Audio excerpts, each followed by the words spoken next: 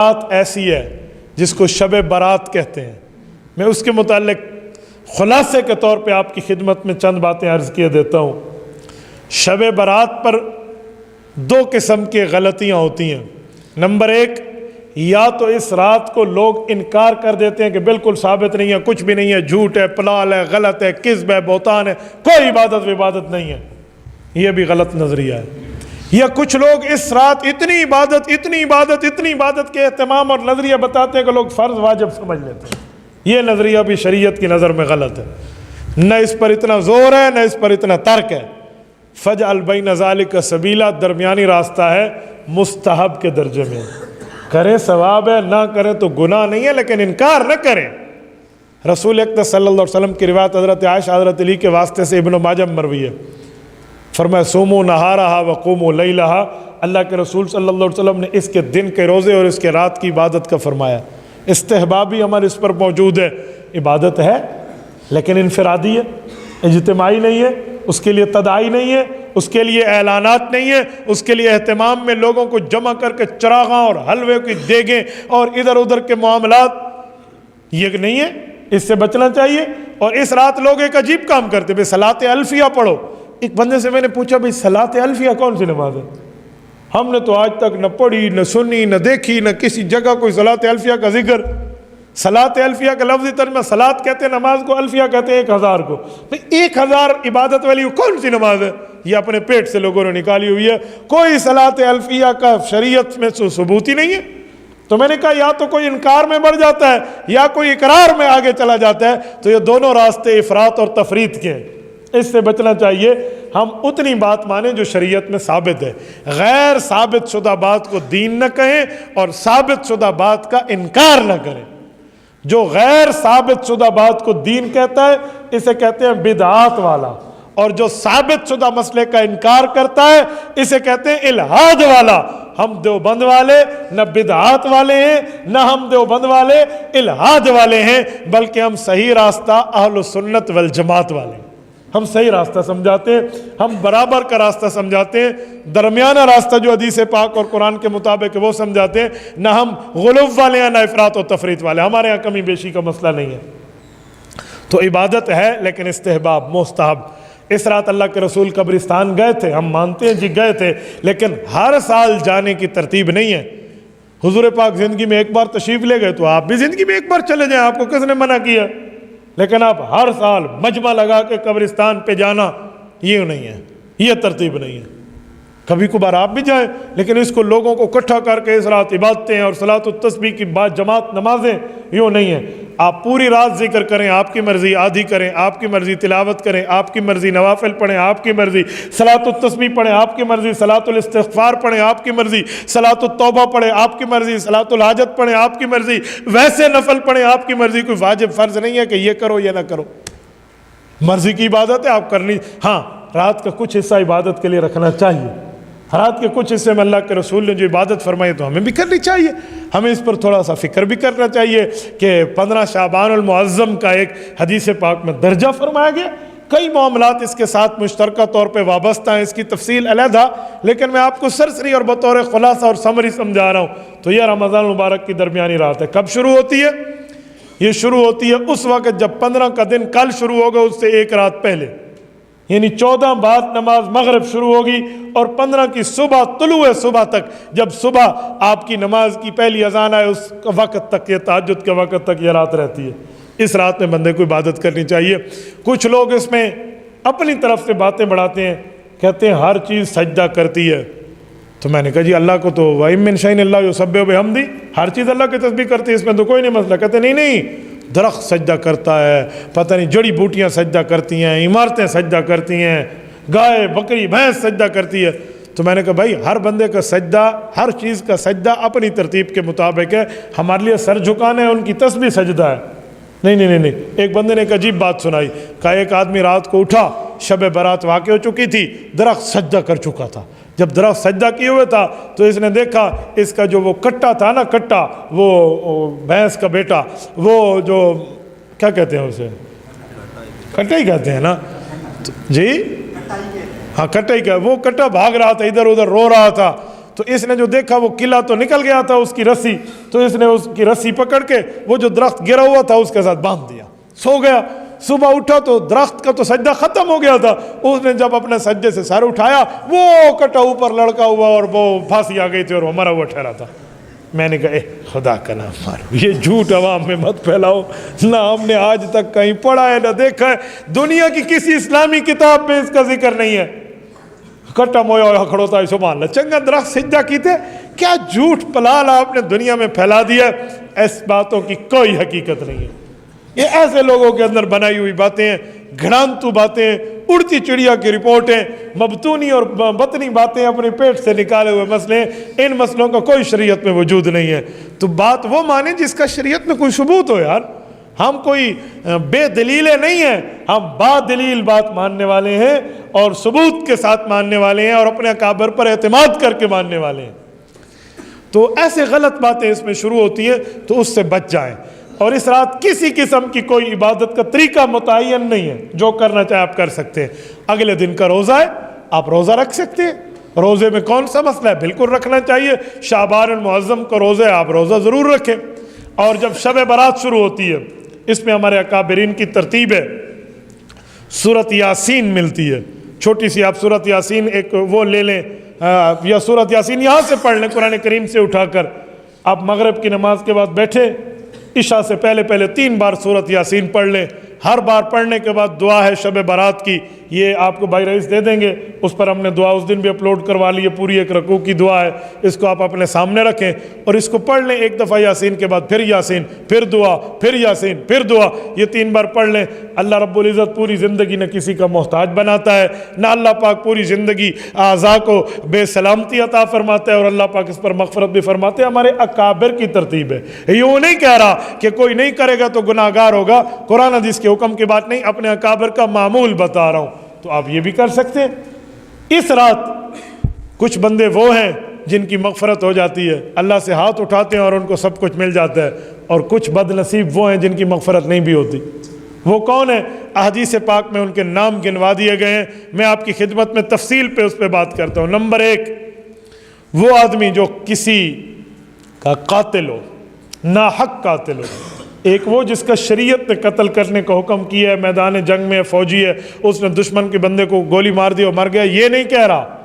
مثلاً کوئی حکومت کی طرف سے جلات مقرر ہے اور اسلامی قاضی نے فیصلہ کیا ہے کہ اس کی سزائے موت ہے، وہ اس کو قتل کر دے، تو آپ کہیں گے یہ قاتل ہے۔ وہ نہیں، جس کی قتل ناحق ہو، ناحق قاتل، اس رات اس کی مغفرت نہیں ہوتی۔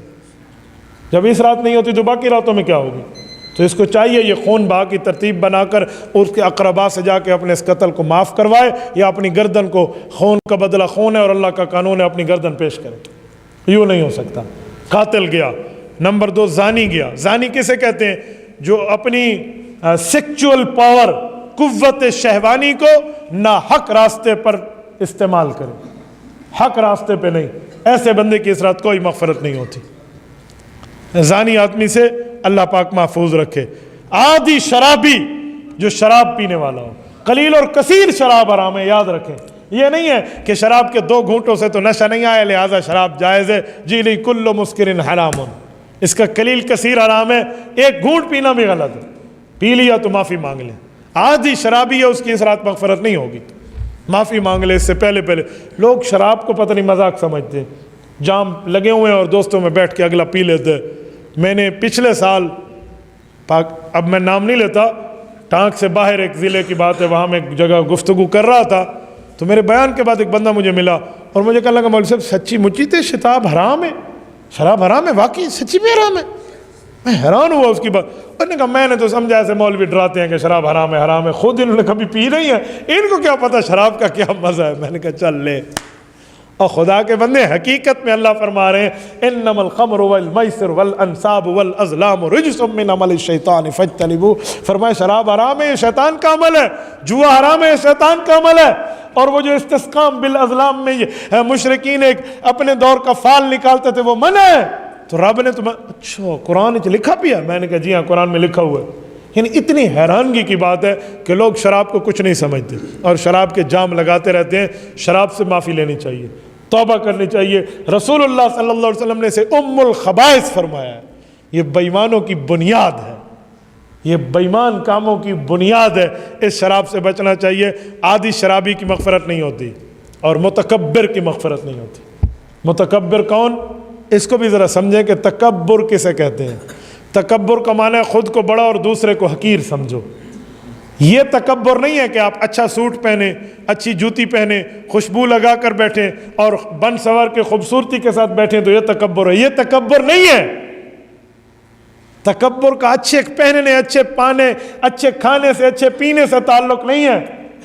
آپ نے اچھا کھایا، اچھا پہنا، یا برا کھایا، گندا پہنا، آپ کے دل میں ہو میں بڑا ہوں اور یہ حقیر ہے، یہ تکبر ہے۔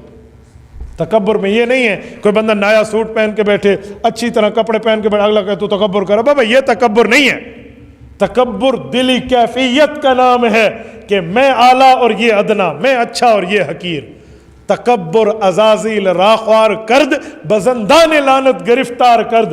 حضرت شیخ سعدی رحمۃ اللہ علیہ نے جو فرمایا، یہ کریمہ میں موجود ہے، فرمایا تکبر نے شیطان کو ذلیل کیا تھا اور راندہ درگاہ کر کے لعنت کے سمندر میں گرفتار کرا دیا تھا۔ اس کی وجہ یہی تھی کہ اس نے آدم علیہ السلام کو حقیر جانا تھا اور خود کو حضرت آدم سے افضل جانا تھا۔ انا خیر منہ، یہ اس کی دلیل ہے۔ جو اس کی دلیل بنتی نہیں ہے، شیطان اس پر بے ایمان بن گیا۔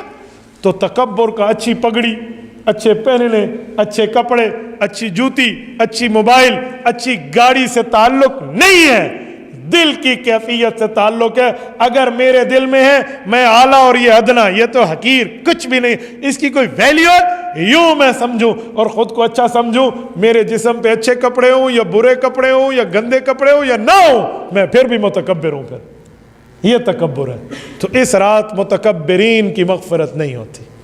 تکبر ہے تو بندہ معافی مانگے، کیا تکبر یار؟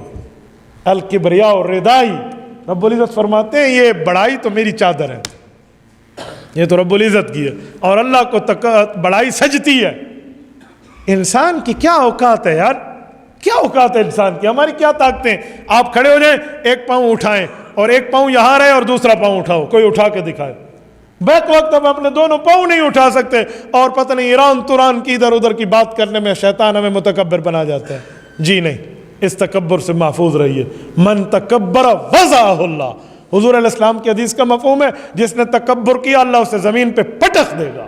ومن تواضع رفعہ اللہ، جس نے اللہ کے لیے عاجزی اختیار کی اللہ اسے بلندیاں عطا فرمائے گا۔ لیکن عاجزی بھی اس نیت سے نہ ہو کہ ہمیں اللہ عزت دے گا، ملے ٹھیک ہے، نہ ملے آخرت میں تو ملے گی نا۔ تو یہ تکبر بڑی جسے عجب کہتے ہیں، خود پسندی کہتے ہیں، اس سے بندے کو محفوظ رہنا چاہیے۔ تو متکبرین کی بھی اس رات مغفرت نہیں ہوتی۔ اللہ پاک ہمیں تکبر سے محفوظ فرمائے۔ اسی طرح والدین کا نافرمان، جو اپنے ماں باپ کا نافرمان ہے، اس رات اس کی دعا رد ہوتی ہے، اس کی بھی بخشش نہیں ہوتی۔ جب اس رات نہیں ہوتی تو کب ہوگی؟ والدین کی نافرمانی کر لی ہے تو آج اگر دنیا میں والدین زندہ ہیں تو پاؤں پکڑ کے معافی مانگ لو، ان کا حق کھایا تو حق دیکھ کر معافی مانگ لو۔ لوگ ایک دن ایک بندے نے اپنے باپ کے اوپر ہاتھ اٹھایا، جب اس کو علماء کے سامنے پیش کیا گیا تو کہنے لگا میرا ابو غلط تھا۔ تو میں نے اسے کہا تو نے تھپڑ مار کے کون سی اچھائی کا کام کیا؟ تو نے بھی اپنے لیے جہنم لے لی ہے۔ میں ایسے ظالموں کو جانتا ہوں جو اپنی ماں کو مارتے ہیں اور پھر ہمارے پاس آ بیٹھتے ہیں کہ اب ہم سے یہ غلطی ہو گئی۔ میں نے کہا جا اسی سے جا کر معافی مانگ۔ ایک کی ماں کو میں نے بلوا لیا تھا، اس نے اپنی ماں کو دوسری بار مارا تھا، تو اس کی ماں پھر بھی مجھے کہتی ہے میرا بیٹا ہے، میں معاف کر رہی ہوں۔ ضابط کے بندن بندہ توڑ بیٹھتا ہے اس موقع پہ۔ یا جس ماں نے، قرآن کہتا ہے وہن علی وہن، تکلیف پہ تکلیف اٹھا کے پیٹ میں اٹھایا ہے، اس کی نافرمانیاں کرتے ہو۔ جس ماں نے تمہیں تمہارے بولنے پر مٹھائی بانٹی تھی کہ میرا بیٹا بولنے لگ گیا ہے، اس ماں کی نافرمانی کرتے ہو یار، یہ کیا انسانیت ہے؟ جس باپ کی وجہ سے آج ہم دنیا میں موجود ہیں، اس باپ کو بری نظر دیکھنے والوں، کل تمہاری اولاد تمہیں کبھی اچھی نظر نہیں دیکھے گی۔ ایک جگہ ہم بیٹھے، ایک جگہ ہم بیٹھے تھے تو ایک والد تھا، ایک اس کا بیٹا تھا اور ایک اس کا دادا بیٹھا تھا۔ تو بیٹا اپنے دادے یعنی اپنے باپ کو کہتے، اس کا چھوٹا بیٹا بیٹھا ہوتا، اپنے باپ کو کہتے تو نے اگر اس طرح کیا نا تو ہم تجھے گولی مار دیں گے۔ اپنے باپ کو کہہ رہا ہے بیٹا۔ تو ہم نے کہا کہ تم نے تو صرف ارادہ کیا ہے نا کہ ماروں گا، جب تیرے بیٹے کی باری آئے گی نا وہ تجھے ٹھونک دے گا گولی، تو نہیں بچے گا۔ یہ سکھیں دیا ہے. عجیب بات ہمیں کر رہے ہو. والدین کا نافرمان اللہ اللہ کے رسول میں کی دربار میں نہیں بخشا گیا تو اس رات کیا بخشا جائے گا؟ ماں باپ کی نافرمانی کوئی کو. ہاں ماں باپ اگر آپ کو شریعت کے خلاف حکم کریں، مثلا شرک کا حکم کریں، وہ نہ مانو، لیکن اس کے علاوہ آپ نے ماں باپ کی ہر بات کو ماننا ہے. خود قرآن کہتا ہے وَإِن جَاهَدَاكَ عَلَىٰ أَن تُشْرِكَ بِي مَا لَيْسَ لَكَ بِهِ عِلْمٌ فَلَا تُطِعْهُمَا وَصَاحِبْهُمَا فِي الدُّنْيَا مَعْرُوفًا. کہ شرک کی بات کریں تو نہ مان، دنیا میں پھر بھی اچھا رہے، اچھے رہو ان کے ساتھ. ماں باپ سے معافی مانگ لیں اگر کوئی غلطی ہوئی ہے، اور اگر ماں باپ دنیا سے چلے گئے ہیں اور بیٹا غلط کار تھا تو پڑھ پڑھ کے ماں باپ کو بخشے، ایصال ثواب کرے. کل قیامت میں ان کو نیکیوں کا ذخیرہ ملے گا، امید ہے کہ اللہ کے دربار میں معاف کر دیں گے، ورنہ ایسی بات نہیں. تو ماں باپ کا نافرمان بے اس رات نہیں بخشا جاتا. اس کے ساتھ جو بندہ دل میں بغیر کسی وجہ کے ایک بھائی مسلمان کا کینہ رکھتا ہے، بغض رکھتا ہے، حسد رکھتا ہے، فرمایا اس حاسد، اس باغض، اس کینہ پرور کی بھی مغفرت اس رات نہیں ہوتی. کیا مسلمان سے کینہ رکھنا ہے بھائی؟ جو معافی تلافی ہے وہ کرو اور جان چھڑاؤ. اور قطع رحمی کرنے والا، قطع رحمی کا مطلب کیا ہے؟ جان بوجھ کے اپنے رشتہ داروں سے، اپنے محارم سے تعلق توڑنے والا. وہ توڑے تو توڑے نا، تصل من قطعک، تو جوڑنے والا بن. ہم جوڑنے والے بنے. لوگ کہتے ہیں جی میں اپنے رشتہ داروں سے نہیں رکھتا کیونکہ وہ مجھ سے نہیں رکھتے. بھائی وہ نہیں رکھتے، تو بھی نہیں رکھتا، تو مجھے بتا پھر تم اور اس میں فرق. بھائی وہ نہیں رکھتے، نہ رکھے، آپ تو رکھا کریں، آپ کبھی جایا کریں، کبھی حال احوال پوچھ لیا کریں، بس ٹھیک ہے. باقی یہ بات نہیں ہے کہ بندہ کسی کے سر پہ گھس کے بیٹھ جائے، تو میرا محرم ہے تو چلو میں تیرے ساتھ تعلق کروں. یہ تعلق نہیں ہوتا. آپ اس کے ساتھ اس کی جو ہے نا کیا کہتے ہیں غمی خوشی میں آپ شریک ہو. آج کل عجیب رشتے دنیا میں چل کر، اس نے مجھے اپنے بیٹے کی شادی پہ نہیں بلایا، میں بھی نہیں بلاؤں گا. لاکھ لعنتیں بندے تھے، فائدہ کیا چیز ہم نے کر لی ہے؟ اس نے برائی کی ہے تو ہم بھی کر لیں. بھائی کسی کو بلا لو تو ٹھیک ہے، نہ بلا لو تو ٹھیک ہے. سنیں اس طرح کے رشتے نہیں ٹوٹے جاتے. اس نے نہیں بلایا تو ہم، بعض اوقات بندہ بھول جاتے. جب بھول جائے گا تو بھول جائے گا. اس دن ایک جگہ ہم بیٹھے تھے تو ایک جگہ ہمارے دوست نے کھانا دیا، اس کا قریبی دوست ہے، وہ اسے ذہن سے بھول گیا. اس نے کھانے میں اسے فون کیا کہ یار مجھے تو یاد نہیں کہ اس نے کہا اللہ قسم بھول گیا. اس نے کہا تیری میری مرضی ختم. تو میں نے اسے کہا حیا کر. اس نے کہا حضرت آپ فون پہ. میں نے کہا شرم کر. ایک بندہ کہہ رہا ہے میں بھول گیا ہوں، مجھ سے غلطی ہوئی ہے، اجا مزید ہی ہوں سر کوٹنا. تو یہ اس پر رشتہ داریاں ختم نہیں ہوتے، اس پر ہمیں دل بڑا رکھنا چاہیے. تو قطع رحمی کرنے والا اس رات اس بندے کی بھی مغفرت نہیں ہوتی. اور شب برات میں اللہ سے مانگنے والے بنے. اس رات روشنیاں کر کے اپنی عبادت کو جا کر بازاروں میں غرق نہ کیا کریں، بلکہ اللہ رب العزت کی عبادت میں دیکھا کریں گے انشاءاللہ. اللہ آپ کو ہمیں خوش رکھے، صراط مستقیم پہ رکھے. اقول قولی ھذا واستغفر اللہ وآخر دعوانا ان الحمد للہ.